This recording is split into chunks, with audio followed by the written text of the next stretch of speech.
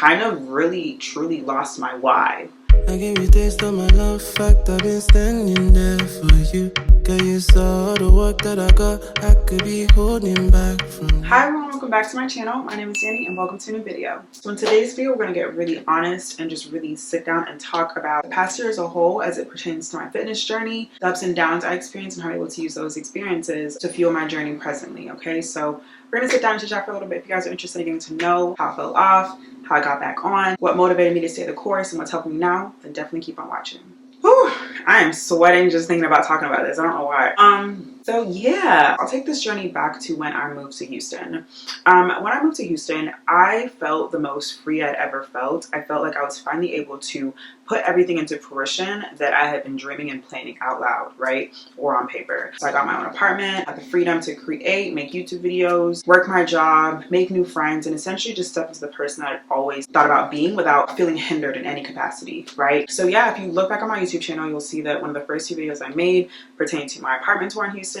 And then immediately after, I started to make videos regarding my health and fitness journey and how it began. If you haven't watched that video, I'll make sure to link it up here so you can tune into that. But yeah, just to recap that video, my health and fitness journey for me started back in college. My junior year of college, I had gained about 25 or 30 pounds, and I just got to a point where I was like, yeah, I can't live like this anymore. Gotta change. So that was when I started to take the initiative to really change my life and alter my decisions. It was a very lonely journey because I chose for it to be that way. I remember I had a vacation that was coming up, I think like 3 or 4 months after I started to really get serious on my journey. And I remember that on that vacation, I looked good and I was like, wow, I can definitely tell that I've lost weight. I feel better. I look better. I look different in the clothes that I wear, and I don't look my best. Like, I'm not where I want to be, but I love the progress I've made. And so from there, I decided to really make this like a lifestyle change. And so I remember my senior year of college, I got really serious about it because I had a little bit more free time because I only had to take about 12 credits or so both semesters. So I was like, okay, if I'm not working or doing schoolwork or in school, I'm going to go to the gym. And once again, it was still a lonely journey because I don't know why, like definitely could have cultivated more of a community around my wellness journey, but I decided to do it on my own, and I would just look for resources here and there, whether it was people posting their workouts and just following them. My best friend at the time was also super into health and fitness, so I would reach out to her, get inspo from her as well, and yeah, just continued from there. Upon graduation, I was working full time. I wasn't able to focus on my wellness journey once again, so kind of fell off, but then the pandemic happened. I was working from home and I was like, okay, I'm gonna rededicate everything to making sure I live a healthier, sustainable lifestyle, right? And from there, that's when I really took off because I did not look back. So yeah, fast forward to me moving to Houston. I made the video letting y'all know that, you know, this is how far I've come, this is where I am. And in Houston, I definitely spent a lot of my free time just being outside, being active, working out, making sure I was eating right. It is true that my only real responsibility while I was out there was to work. Like, I just had a full-time job, and then the rest of my time that I had was literally my own. At that time, I was heavily like into fashion, styling, and everything like that. So I knew that like the way that clothes looked on me was definitely a reflection of the work that I put internally as well, right? Because how you treat yourself internally is reflective on your body externally. So I think I was just very conscious of that, and I just really strive to live a healthy, fit lifestyle no matter what. So fast forward to spring summer 2022, I really feel like I had my dream body. Like, I was super lean, super fit, super motivated. I loved the way I looked. I was probably in the gym like 5 times a week minimum, and at that point I was probably even doing 2 workouts a day. So I just loved like how I looked. I loved the tunes I was making. Just really feeling like the best I've ever felt, the best I've ever looked. People were noticing more and more too, which felt really good because honestly, like when I was working out, making, you know, great decisions regarding my health, I didn't really do it for external validation. Like, it was more so something that I knew that I wanted to do. So you know how like you work hard and you look up and you realize, wow, I made all this progress. That's essentially what it was like for me. So yeah, I was really happy, really pushing it. And then the shift occurred, I would say, when I moved to Atlanta. And it's not because I wasn't happy to move here. It's not because anything happened specifically.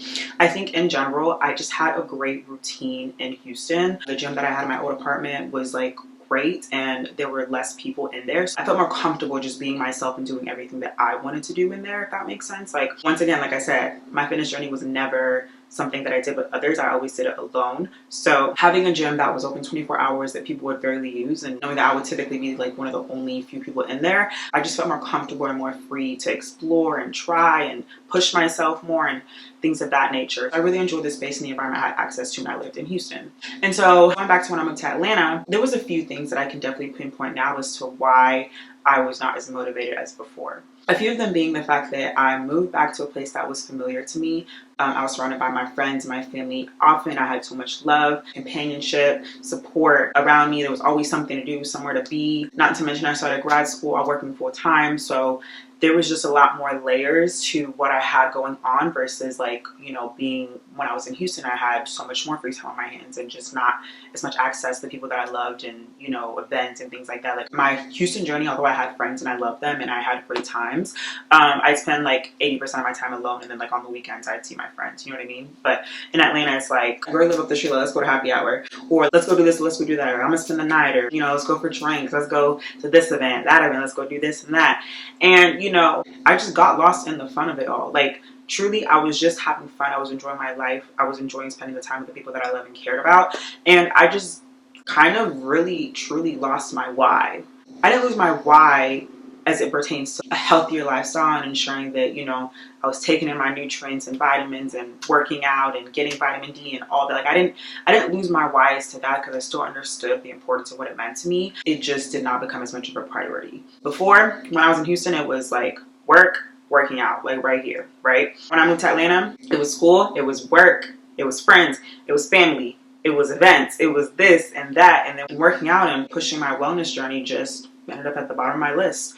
And you could tell in the decisions that I made, like I would just push fun and enjoyment over actually prioritizing what was important to me. I do beat myself up about this a lot because in reality, once you work so hard on yourself, typically you get to a point where you're just maintaining, right? You just have to do enough to maintain this level of body fat, make sure to maintain this level of muscle. In retrospect, I definitely could have continued to at least do enough to maintain the body that I had, to essentially not let the work that I had put in go to waste.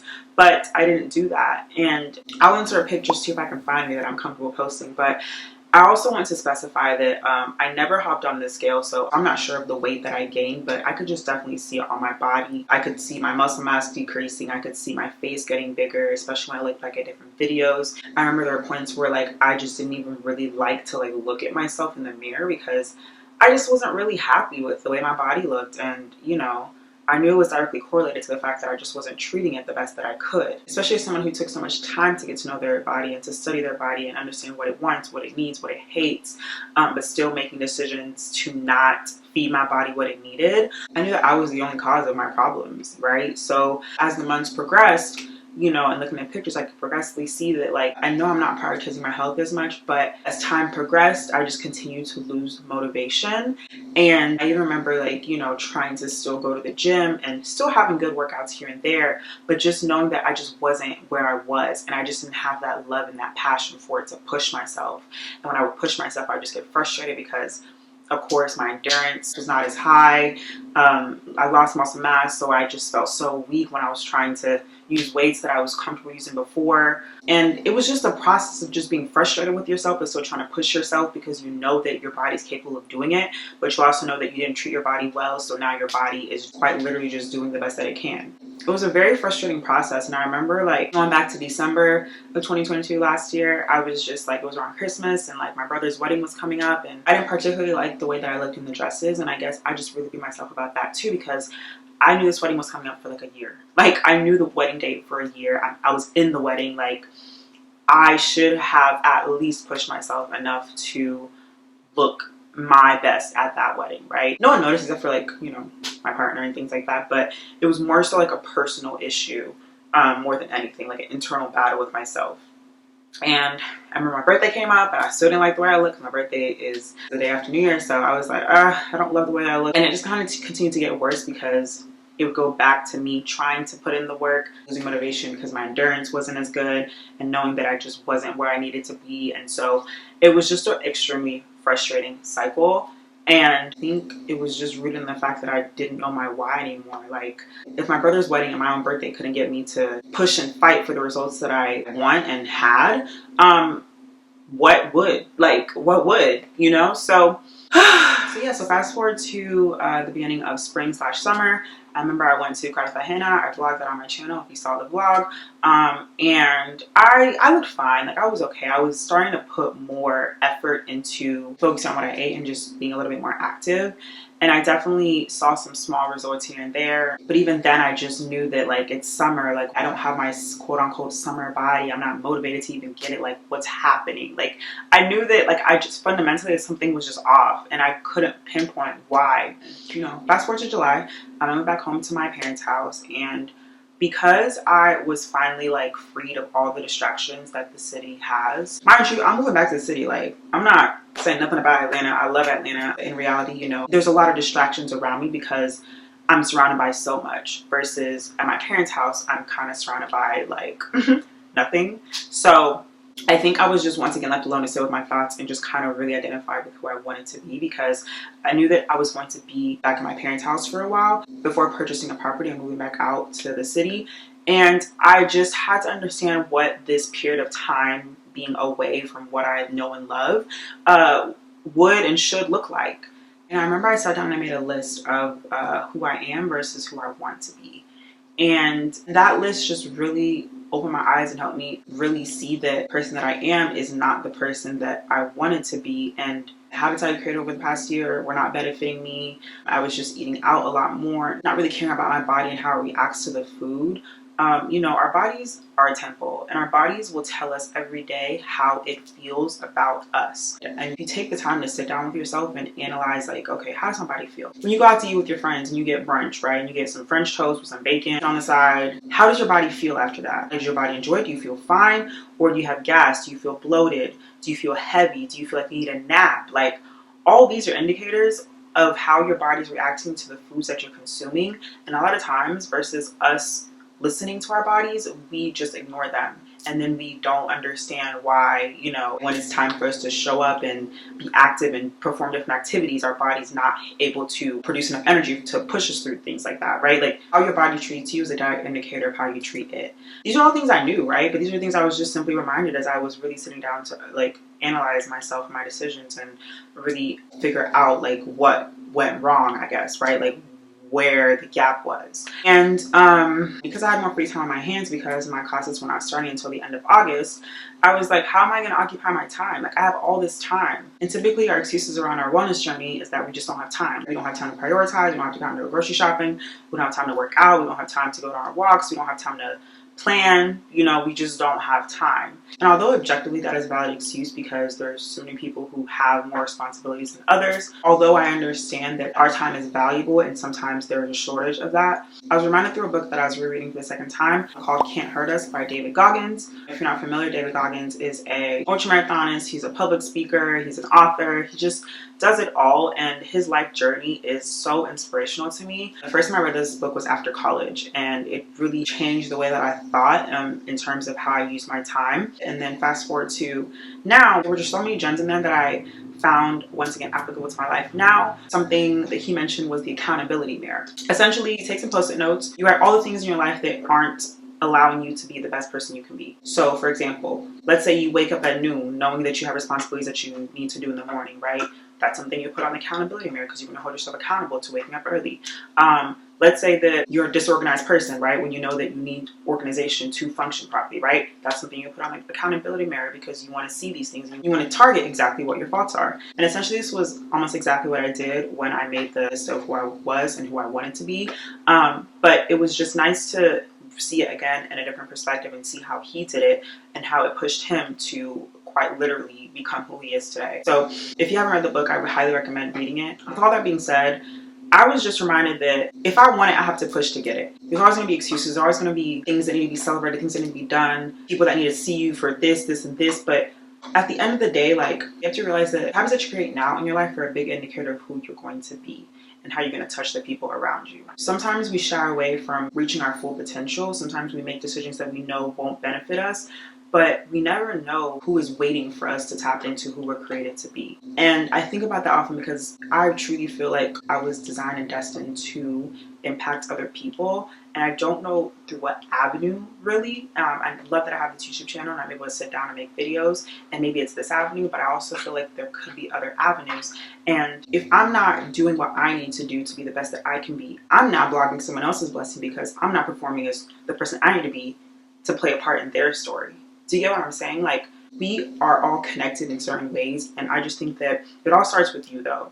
Who you are, the habits that you create, what you put into the world, what you bring to the world. And it all starts with small things like just taking care of your body, because like I mentioned before, we only have one body in this life. I don't know what they told you. I don't know what they told you out there, but in this life we have one body. So our main goal should be able to take care of these bodies so we can live to be 70, 80, 90, 100, God willing, right? To be able to see and achieve all the things that are ahead of us. And so yeah, that's essentially what got me to really just get right. And obviously the relationships with people in my life too who pushed me. And I think that's also why it's important to surround yourself with people who have similar goals as you, because iron sharpens iron, and you know, you might be weak in one area and they're strong and they can lift you up, or vice versa. And fast forward to today, it's August 28th, and this month I worked out every single day. I worked out every single day this month. I made conscious decisions as to what I'm putting in my body, and the results are chef's kiss phenomenal. Like, if I can insert videos and clips, I'll do that. But I just want y'all to see though that it all starts internally with you. It starts with your mind to make the decision to push yourself. It starts with what you feed your body to be able to perform and be the best it can be for you and for the things that you have to do. Some people have kids, some people have families, some people have people who need them. And it has to start with you. You have to want it for yourself, but nobody can want it more than you. But I pray that as you desire to live a more holistic and fruitful lifestyle, that you're able to access all the resources you need. And I hope that I can be a resource for you. But yeah, that's really how I can explain my journey this past year. And I'm really happy. I'm really happy to be here. I'm really happy to once again making the content and pushing things out that I'm truly aligning with and enjoy doing. It's a really great feeling to really feel like you're walking your purpose. So I thank God and I thank y'all for watching, and I really hope this video was helpful to you guys. Even if y'all are just nosy and y'all just wanted to know, I still hope that it was helpful in some ways, that you gained some knowledge somewhere. If I can be a resource for you, please let me know. If you have any questions, obviously leave a comment. You can email me, DM me, whatever y'all need.